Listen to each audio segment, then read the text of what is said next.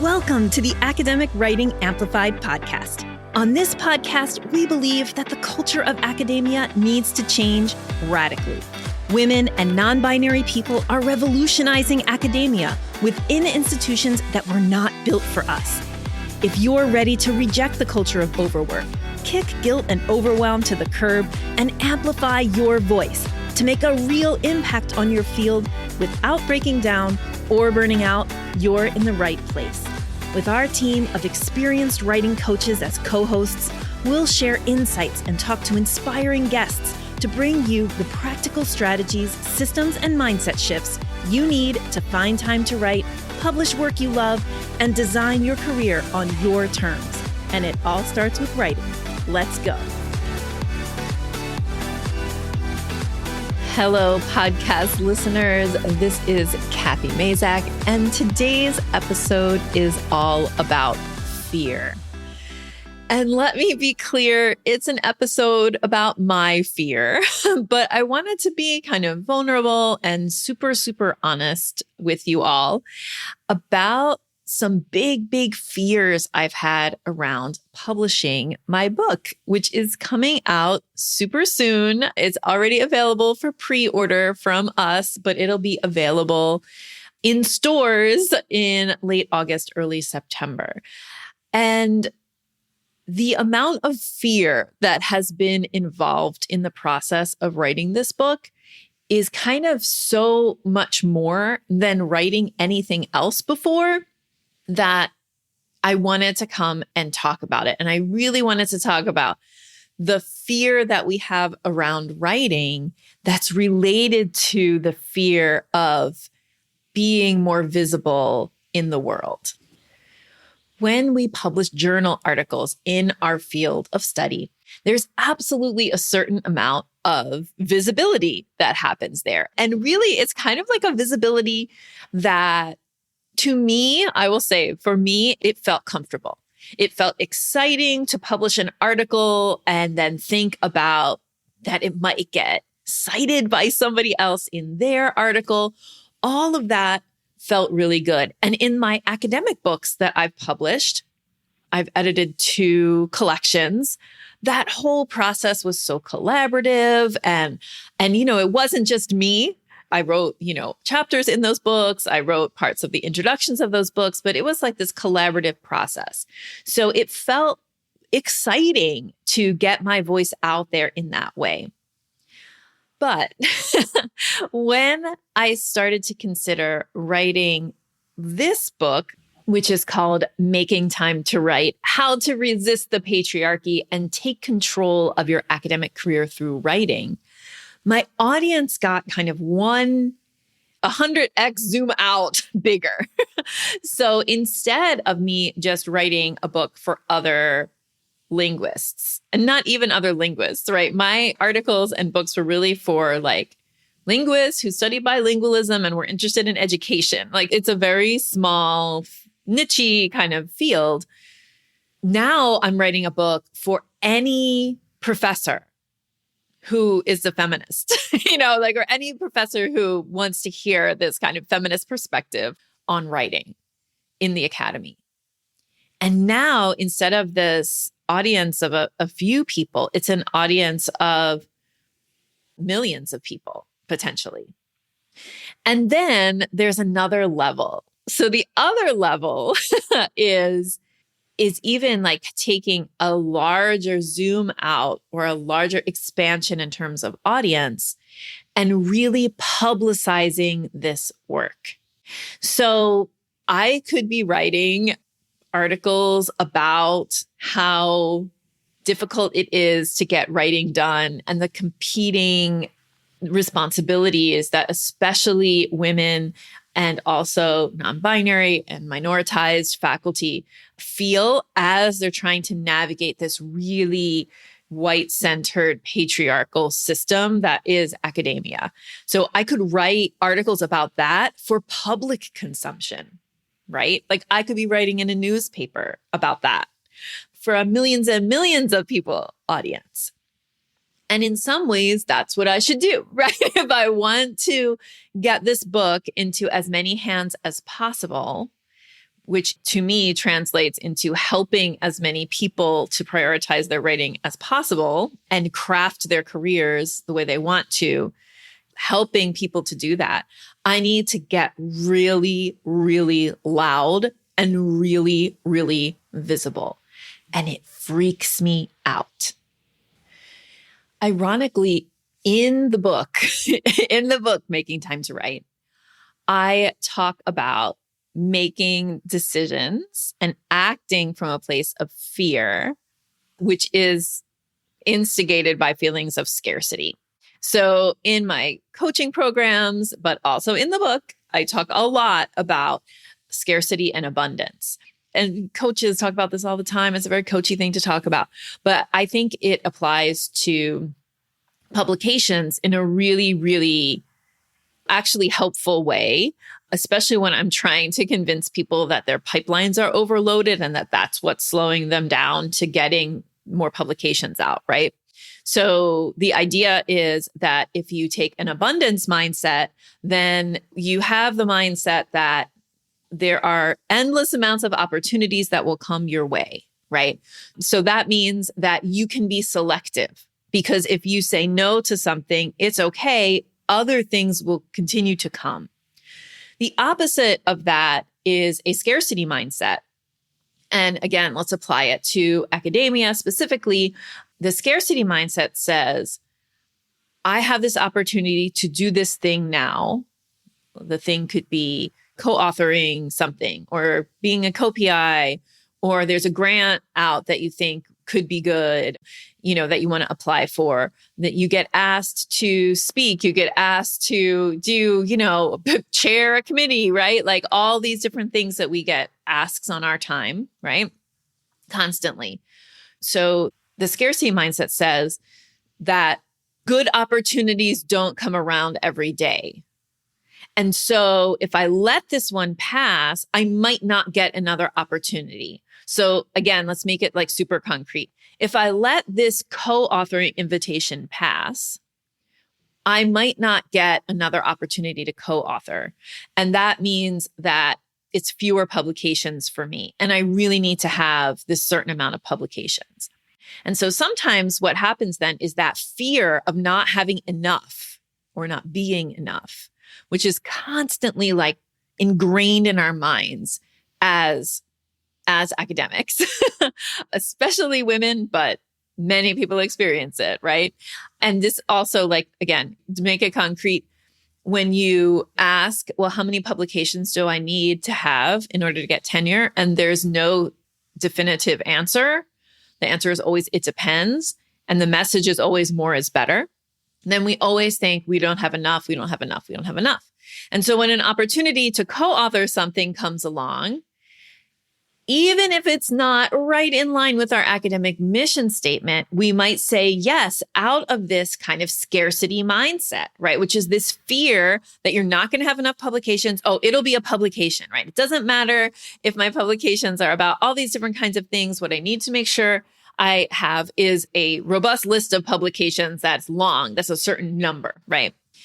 When you take an abundance mindset towards publishing, then you can say, oh, I can be very selective. I can only publish things or really pour all my energy into publishing those things that are right in line with my academic mission, that are going to be easily leveraged into the next career move I want to make. So whether that's a new job, or whether that's the next grant, or whether that's the next publication or collaboration, like that, each publication is like really juicily important in your career. And it's not just like, oh, I'm going to publish this so I can make a little check mark next to a certain number of publications, right? And the reason to make that shift is not because publishing a bunch of stuff that's off mission is bad. It's because most people aren't doing that either, right? Because you're so overwhelmed with projects, you're spread so thin that your projects aren't moving through your pipeline. So you're not having the desired effects, right? And in fact, what you're doing is you're making scarcity come true for you, because you are spreading yourself so thin. You're saying yes to everything. And then you do have a lack of publications because you don't have a minute to move publications through your pipeline. Because everything is going super slow because you're divided, right? Your attention is so divided. So this is a main argument in the book, right? Like this is a major thing that I write about in the book. We come back to over and over again. And something we talk about in our programs too. And I've talked about on the podcast before.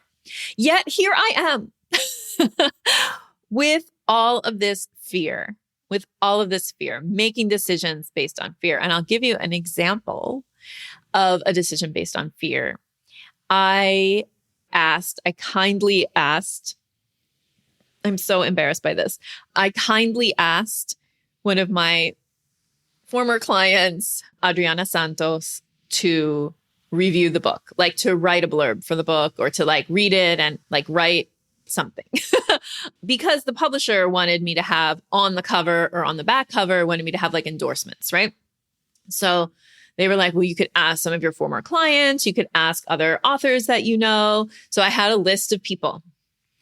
I was so scared to give this book into somebody's hands that I did not ask my list of people except for Adriana.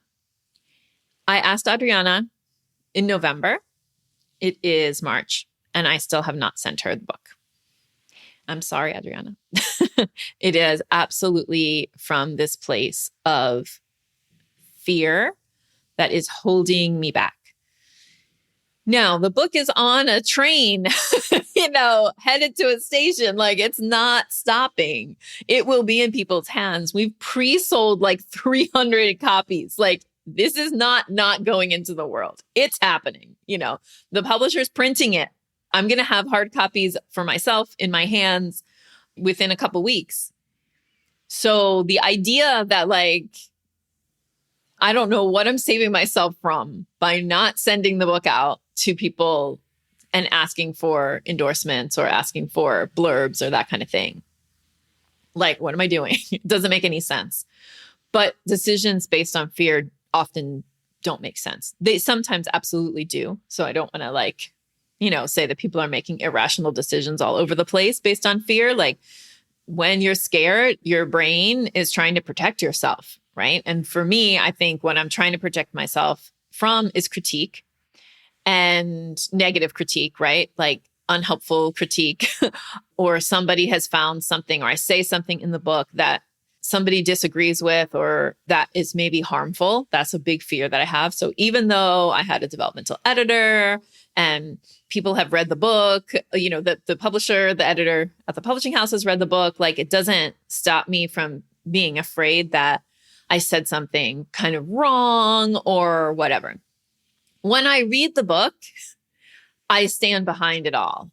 And if somebody does point out to me something and it changes my mind about something I've said, then in that moment I would deal with it. But the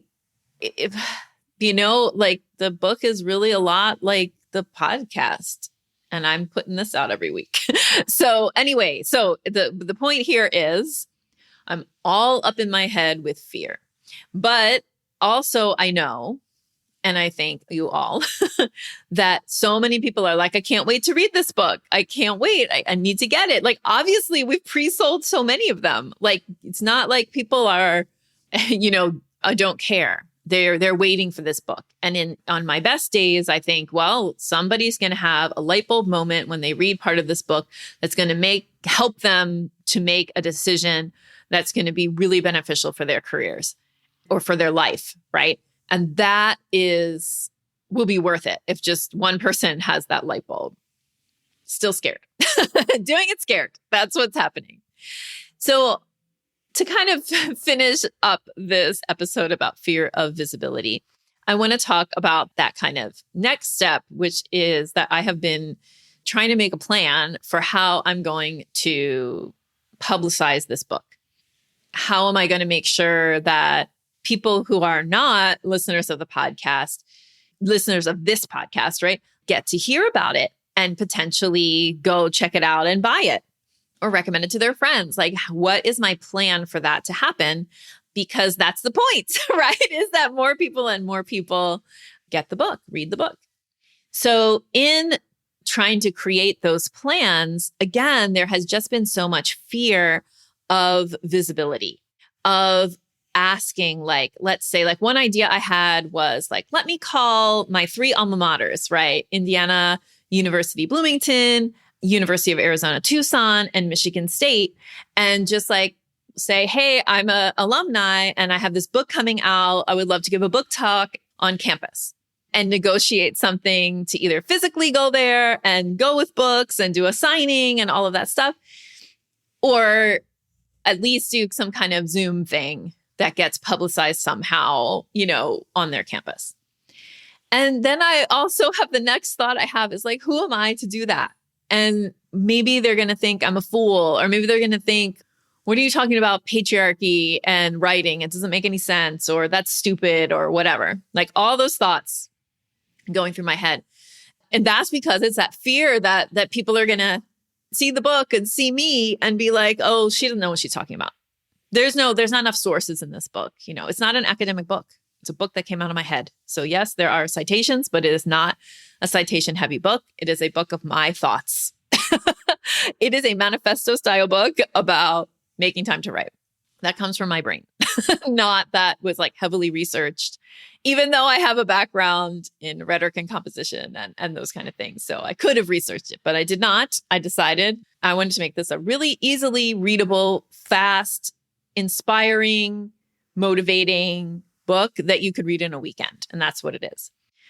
So you can hear that I'm like, I made decisions, I stand behind them, yet still so much fear. I wanted to relate this to a conversation we've been having inside of our company about public scholarship. I think that there has been a conversation in the field more generally happening over many years about writing only for other academics, right? And that certainly writing for other academics, I think, has a really important place in knowledge building. But what sadly is kind of missing, and when I say missing, it's missed by the institution, the I. It's not missed by individual scholars or communities, but it's missed by institutions, is we don't count, quote unquote, I'm doing air quotes, we don't count what some people call like public scholarship, right? Or we don't count towards promotion. Writing that engages the public in our scholarly ideas. So if you write a piece for your local newspaper, because I don't know, maybe you're a biologist and there's a certain species in your local community of insect, let's say, that you would want people to know more about, or that's interesting, and you could write a piece about it in, your local newspaper. Or you're a scholar, working with particular communities or in certain educational settings, and other people in similar communities could benefit from your work, but they're not going to read academic papers. They're going to read something or consume some kind of media that is for popular consumption, not just for academic consumption. Like that kind of writing doesn't get you tenure in most systems right now. And that is wrong. That stops people from doing it, even though it's important. It stops people from doing it, even though it would help even more people than your academic writing. So we keep having these conversations with our clients inside our programs. It's like, okay, that's great. I want to do it. I really want to do that. I feel called to communicate with my work to a greater public. And at the same time, I am so pulled in 1,000 directions that who has time for that? I don't even have time to write my scholarly publications. How am I going to have time to write for a larger audience?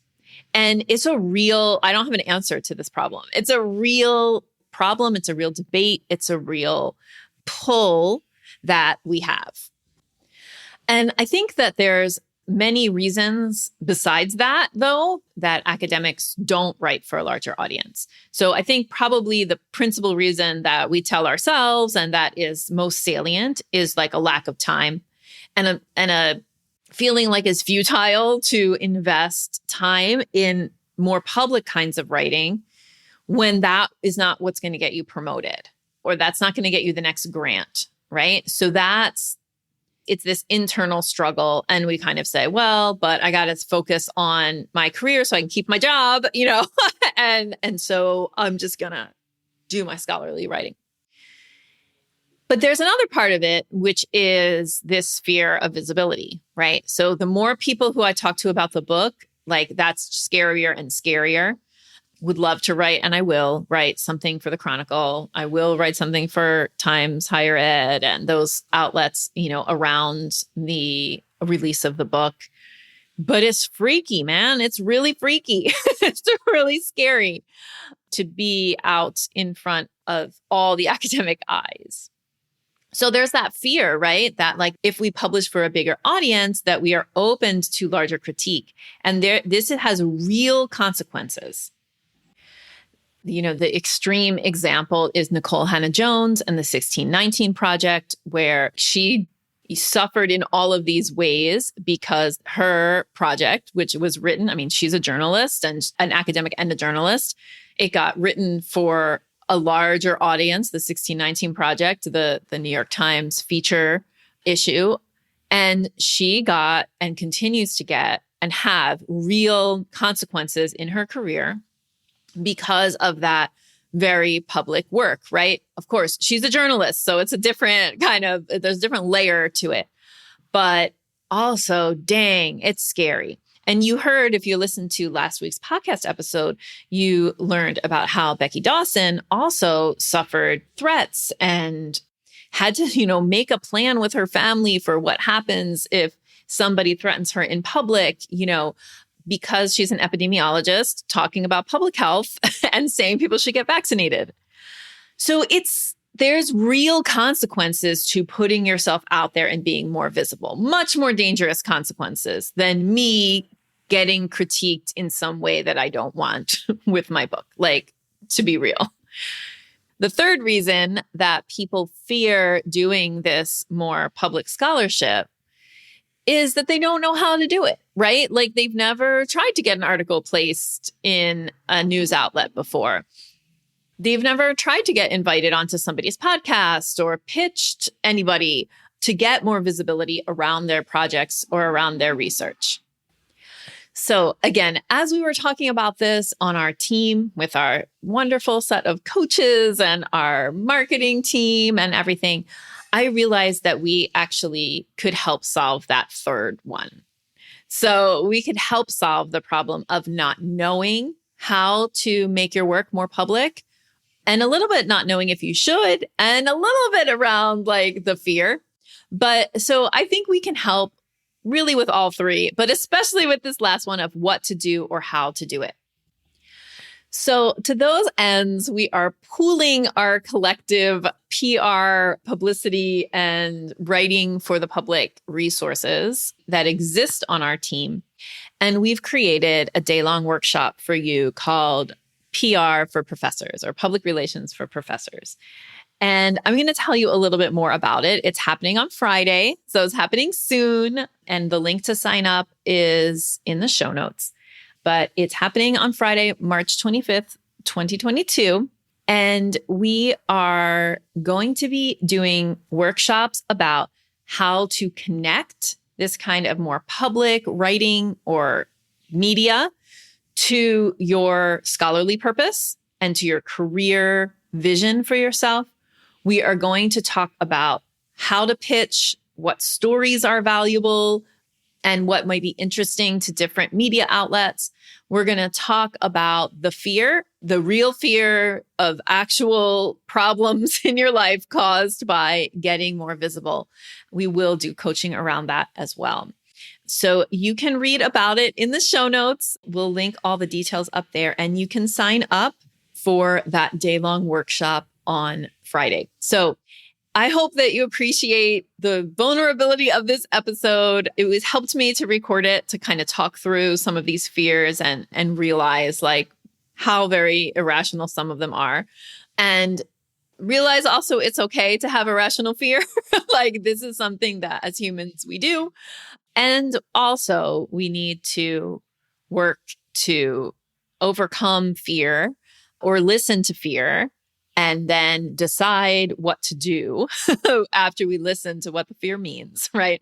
Decide what we're going to do that is connected to our greater purpose. So if you're interested in more public scholarship, public kinds of, writing for a larger audience, you might want to check out PR for Professors. That's happening on Friday. Would love to see you there.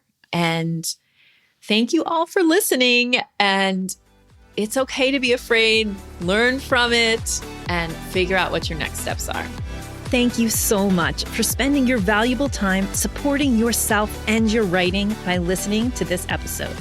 If you like what you heard today, the best way to say thank you is to hop on over to Apple iTunes and write an honest review. The more reviews, the more amazing academic women and non-binary people will find this podcast. So go write one now.